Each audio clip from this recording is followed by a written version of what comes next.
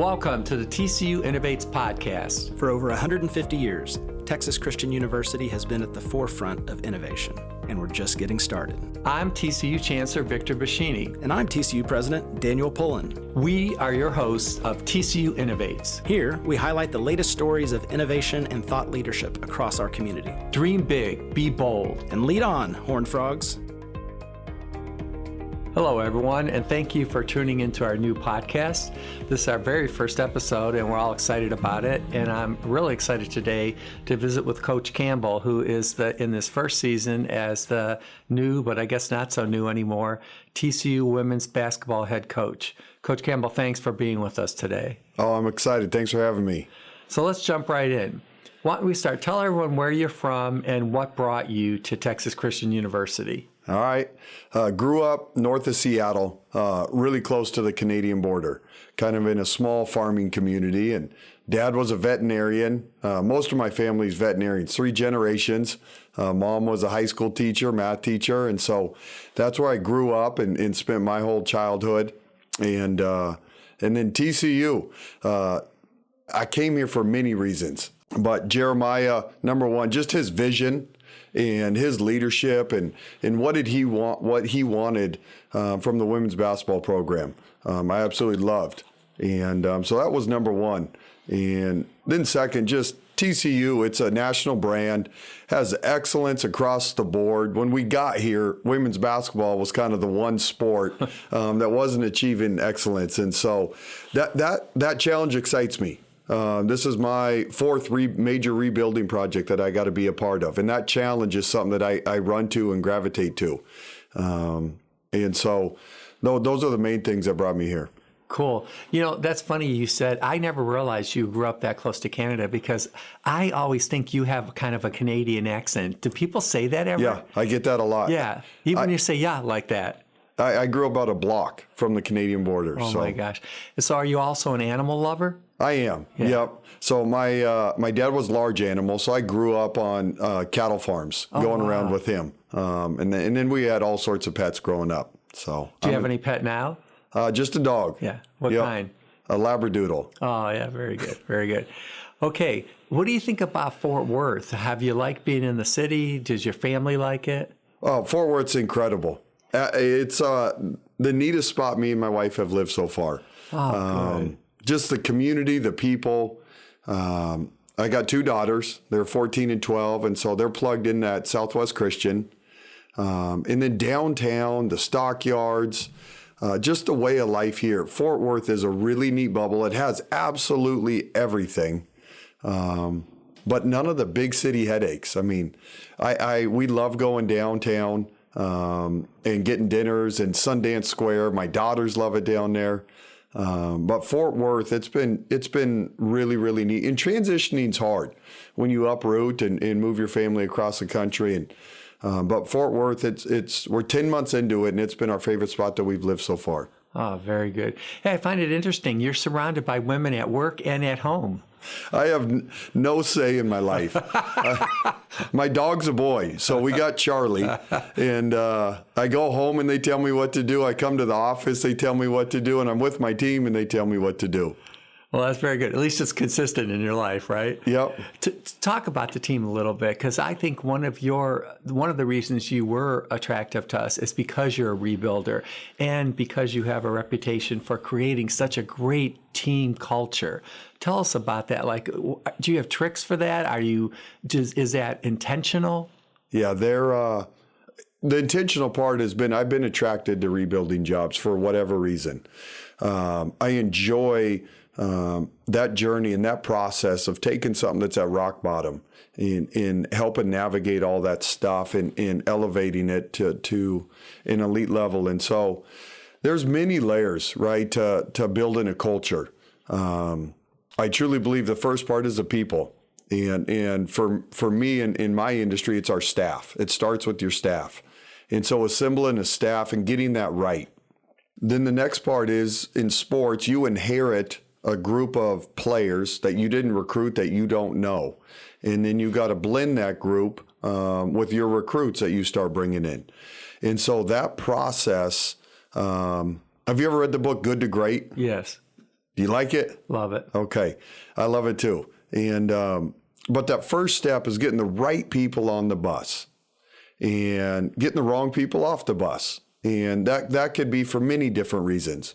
And then once you get the right people on the bus, really figuring out their strengths and their weaknesses and who they are and what their gifts are. And every one of these kids and staff members are very talented people. But you got to figure out what they're talented in and in what ways. And then getting those personalities to all blend and in identifying leadership and empowering that group. And so there's so many layers in a process to it. And I love it. I absolutely love it. You know, in general, I feel like, okay, first of all, background. I feel like I know zip about sports, but I know a lot about people. And I am a big observer of people. And when I go to the games, I watch how you interact with the women on your team. And I would say the one thing I think you really show them is respect. And I think a lot of coaches don't do that. And I think that it might be one of your secrets. Yep, for sure. And in games, there's two different parts of sports. There's the practice, which is my classroom, and that's where we get to do work. And then in the game is when you allow these kids to go out and see what they can do and see what they accomplish. And I think a lot of coaches sometimes micromanage during the games and the pressure and the emotion. They get caught up in it. And so during the games, I try to kind of take a step back and encourage and be very calm. If you watch, I don't talk to the refs. I don't worry about the refs. I just try to pour into this group of kids and these young women and empower them during the game. And then we'll get back to the lab. I call our classroom the lab, and get in there and you get to study film and you get to practice and you get to start working on the things you need to work on. And so that's how I try to go about it. I had an experience with you recently that you don't even know I had, that I called Jeremiah Donati about the next morning and told him many times at the women's and men's basketball games, if the club is closed at halftime, I'll go in there to escape so I don't have to talk to anybody, and I do emails and sit and think. And I was in there one of the last women's games, and you brought one of the women's players in there to have a very frank discussion with her. And I tried getting your attention because you guys were looking right at me, but you were both so intense on each other, you never noticed me. And then after a while, it became embarrassing because I'm like, okay, here I am listening in on these people, so I'm just going to sit here and listen. And I did. And I called the athletic director the next morning, and I said, I was so impressed by the way you spoke to that player, because you didn't swear, you weren't in her face, but you definitely got your message across. Yeah. And she was fighting you at the beginning of it, but after she realized, this is my opinion, after she realized you really were telling her this for her own good, at the end, it was amazing how she turned and she was like, you're right, coach, I'm going to go back out there. And she did. And I don't want to say who this player was, but she went back out there and she was a different player. But I thought that was a really good insight into you. Yeah. Wow. I did not know you were in there.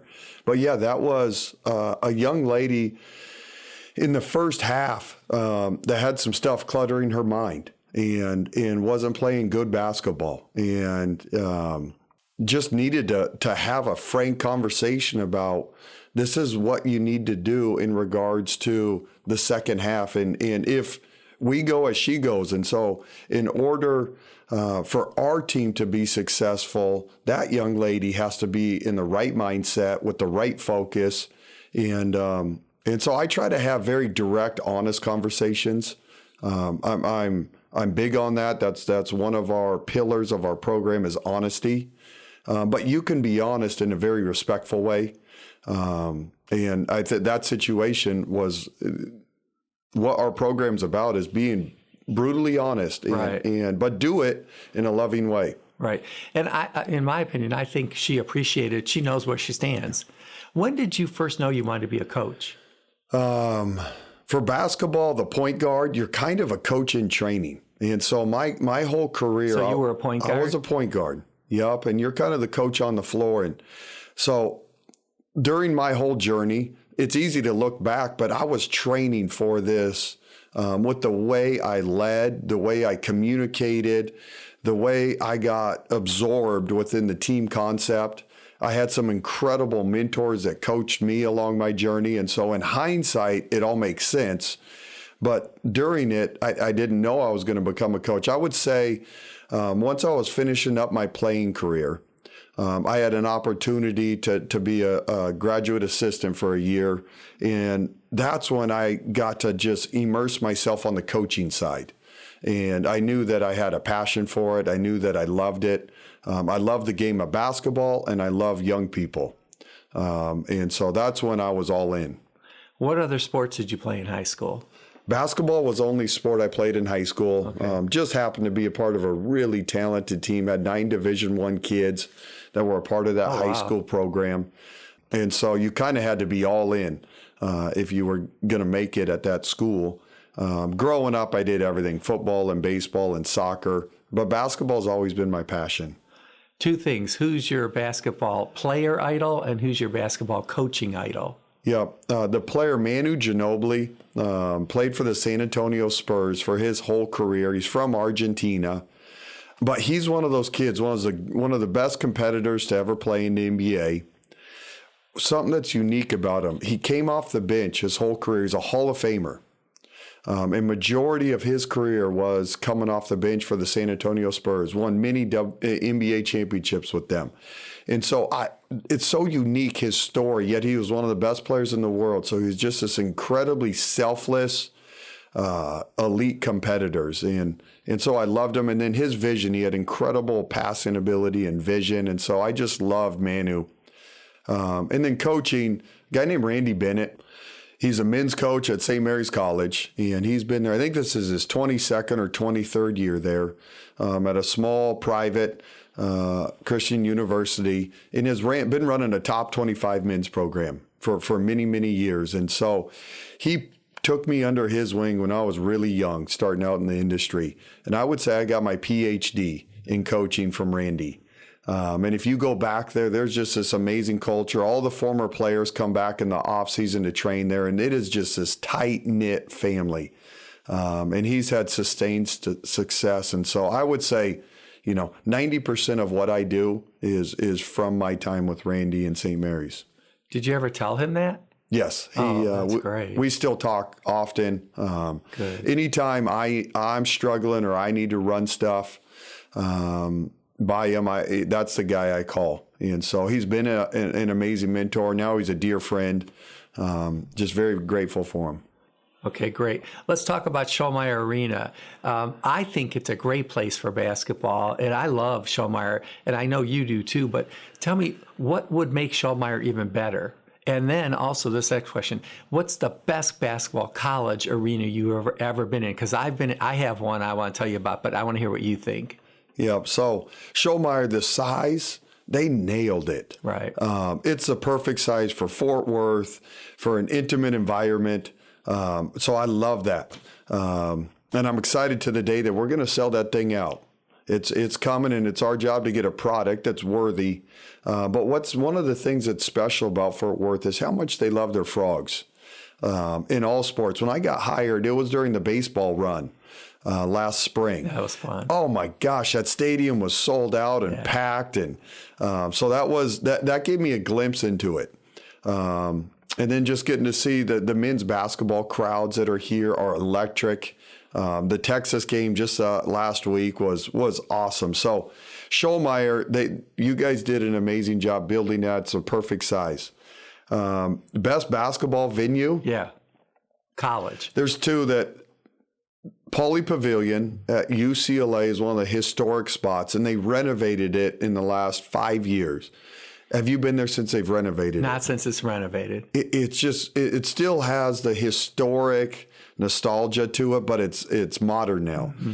And then Cameron Indoors at Duke is for basketball junkies is one of the all-time great spots, but it's different. It's old still. It's still got the wood bleachers, right. And it's small.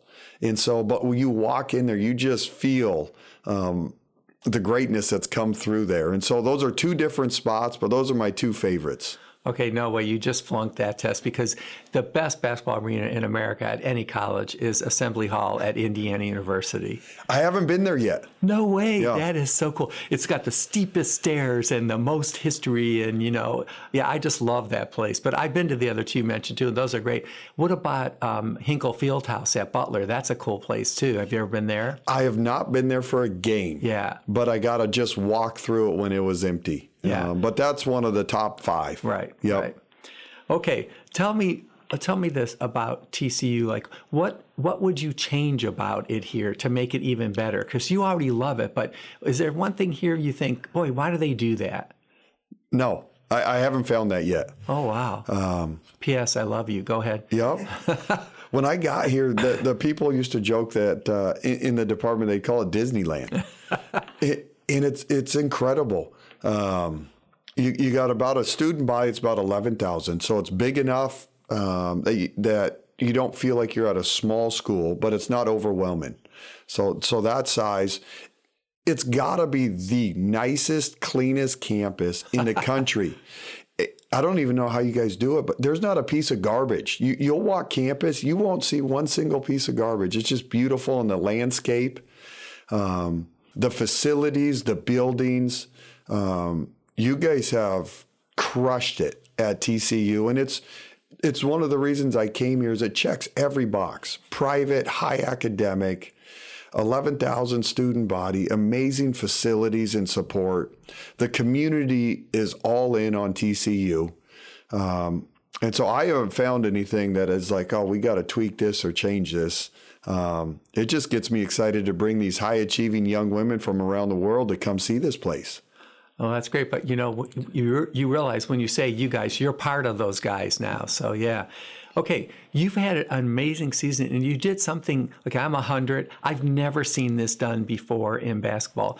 You had injury after injury after injury with all your, marquee players, and then you decide not to play games and to hold open tryouts in the middle of a season.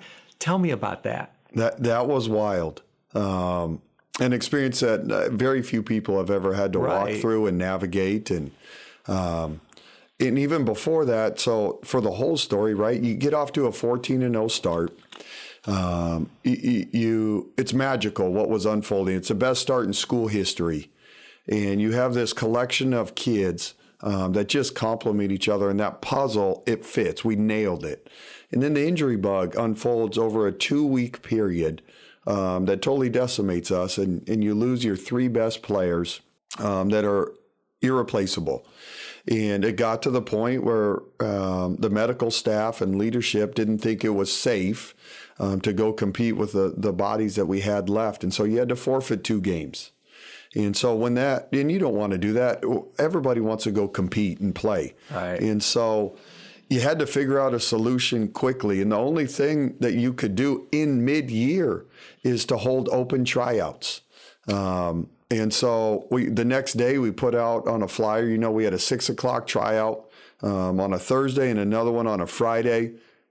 And you have no idea who's going to show up to that. Right. The student body was incredible.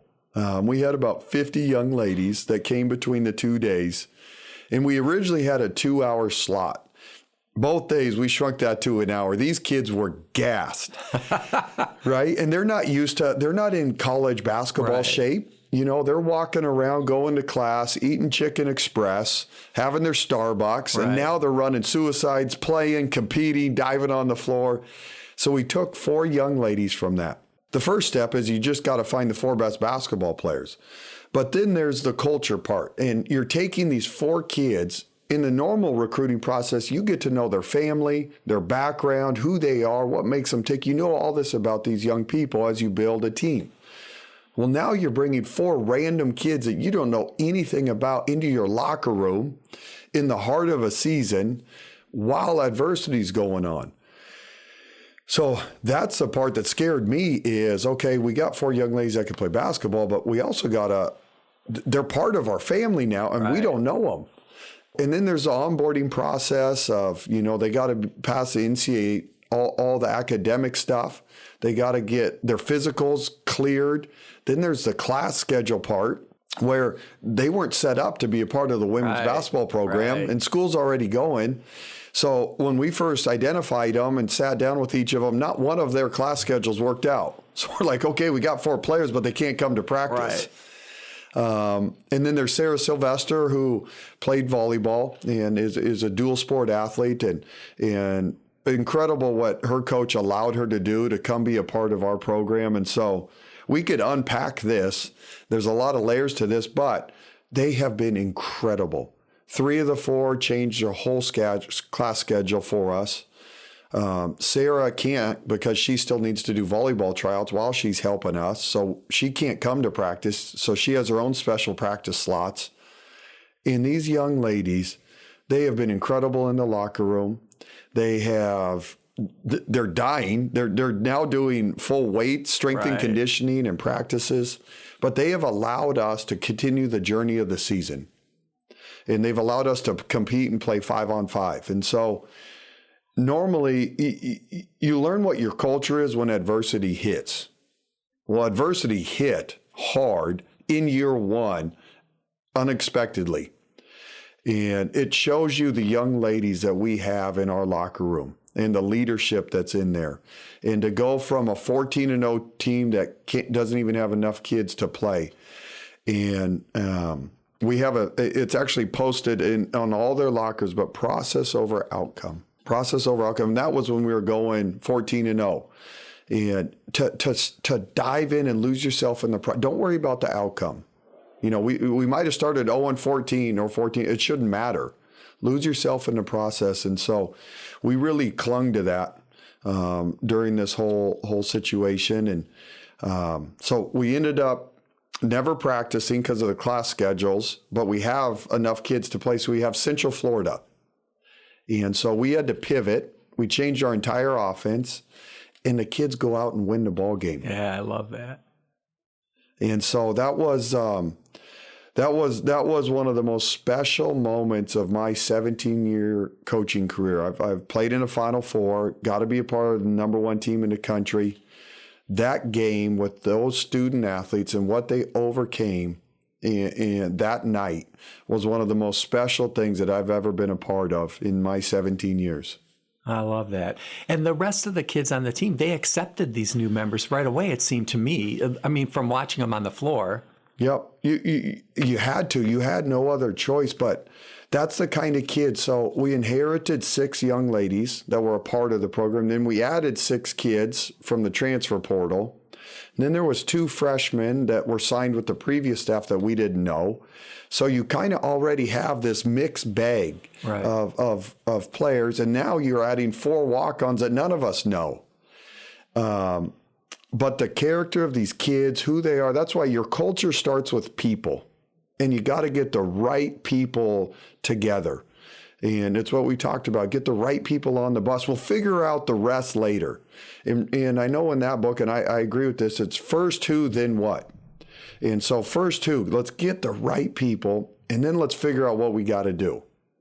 And so how that translates to this season is my whole coaching career, I've run pick and roll offense. And I can do that with my eyes closed. I know the inner workings of it and the teachings of it. And we did that because of our personnel. And we have one of the best centers in college basketball and shooting guards and point guards. So it worked flawlessly. Well, because of the injuries, we don't have a center anymore on our roster that's even suiting up. Well, you can't run pick and roll without a center. Well, then we lost our starting point guard. Well, now it's impossible to run pick and roll. So we had to pivot. And we pivoted is what gives us the best, this group, this new team, what gives us the best chance to potentially win a ball game with their talents and their gifts. And it was 5-out motion, small ball, shoot a bunch of 3s, spread them out. I've never coached that. Nobody on our staff's ever coached it. And so, again, first who, then what? Okay, let's figure out our personnel. Let's figure out their gifts. Let's figure out their talents. And then let's figure out the direction we need to go. And so our staff did an amazing job learning how to teach this new system, how we can translate it to our players. In that Central Florida game in our first quarter, we scored 27 points. It was the highest scoring quarter we've had all season.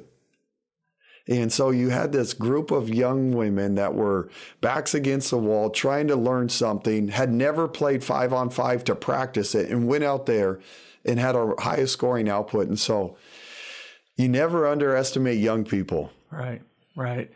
Okay, you said a lot of stuff in the last few minutes. I have no clue what you're talking about, but I do know transfer portal, and I do know quarters versus halves. So here's my question on that. I like that women's basketball has quarters versus halves. It seems to me like it's a better way when you're the fan to watch a game too. Why don't men do that? We have two different rules between in voting systems, so it's literally two different businesses. Oh, okay.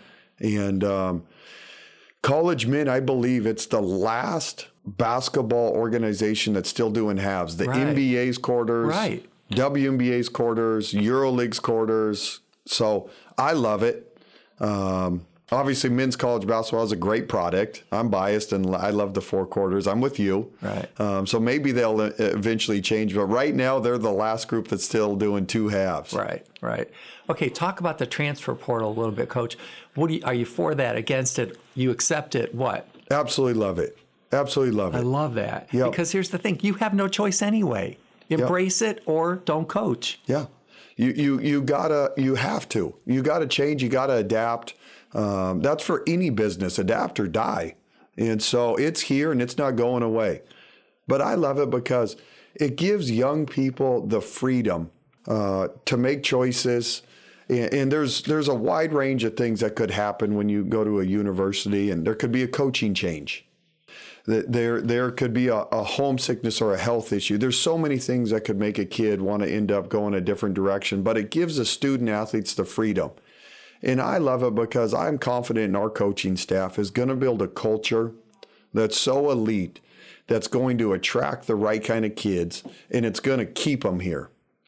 And I believe so strongly in that. And so some people fear the portal. Right. I love the portal. And so as we go through this, we've had one cycle of it, and we added just 6 tremendous young ladies. And so for us, a portal in men's and women's basketball, that's going to unfold here in about a month and a half. And we'll go through that. And it's kind of like speed dating now. It's not traditional recruiting where you get years to get to know a kid and a family. But that's my favorite part of building a program is the recruiting part, getting to know the kids and these young ladies and their family and who they are, and really diving into that to figure out, okay, we need you to be a part of our family. Right. I think the reason why we'll never have to fear the transfer portal as long as you're the coach is because you're a kid magnet. I really mean that. And so you don't have to be threatened by it. Well, Coach, I appreciate all the time you spent with us today. And is there one final thought you want to give? Because a lot of basketball fans are going to be listening to this. Yep. Well, right now, stick with us. Adversity's hit. But we're here to build the best women's program in the country. And we're going to do that. And so that's going to take some time. But I think we've already done some magical things in our first year. I think you've got to see our culture and the kind of kids that we have. But buckle up. We got a special journey ahead. I love that. Our podcast, this whole series, is about innovation and dreaming big. So what's your biggest dream for TCU in 5 seconds? Graduate 100% of the kids and win a national championship. Thanks, Coach. Go Frogs. The TCU Innovates podcast is recorded at the KTCU studio in the Bob Schieffer College of Communication at Texas Christian University. Special thanks to our student producers, Carson Arnold and George Kamar, and the entire TCU team for supporting our show. Go Frogs!